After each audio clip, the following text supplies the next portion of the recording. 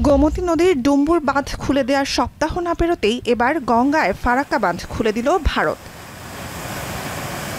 News 18 Bangla সহ ভারতের কয়েকটি সংবাদ মাধ্যমের খবর, গঙ্গার নিমমিতা, নূরপুর, গিরিয়া, জঙ্গিপুর সহ কমপক্ষে 4টি পয়েন্টে বিপদসীমার ওপরে পানি প্রবাহিত হচ্ছে।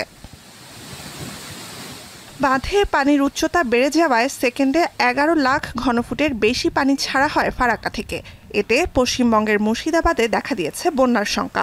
যদিও যে পরিমাণ পানি ছাড়া হয়েছে তাতে বাঁধ খুলে দিলেও নিম্নাঞ্চলে বন্যার ঝুঁকি নেই বলে দাবি ফারাক্কা কর্তৃপক্ষের। नहीं, अभी तो कल का जो फिगर था वो 11,33,000 क्यूसेक जा रहा था, क्योंकि जो जितना नीचा ऊपर से आता है अपस्ट्रीम से वो 40,000 माइनस करके जो कैनल में जाता है, बाकी सारा डाउनस्ट्रीम को रिलीज करना ही पड़ता है। उसमें होल्ड करने का कोई तरीका नहीं है। और इस वजह से कोई इरोजन का, ये बैरेज के वजह से इरोजन डाउनस्ट्रीम में या अपस्ट्रीम में उसका कोई रीजन नहीं है, उसका कोई ऐसा कोई स्टडी नहीं है कि बैरेज की वजह से इरोजन होता है। 1975 সালে গঙ্গার মুর্শিদাবাদ ও মালদা পয়েন্টে ফারাক্কা বাঁধ নির্মাণের পর থেকেই পানি বন্টন ইস্যু নিয়ে বাংলাদেশ ভারত বিতর্ক চলমান। পানির চাপ ব্যাপক বেড়ে যাওয়ায় বাধ্য হয়েই ফারাক্কার গেট খুলে দিতে হয়েছে এবং এই বিষয়ে বাংলাদেশের অন্তর্বর্তী সরকারকে অবহিত করা হয়েছে বলেও দাবি স্থানীয় প্রশাসনের।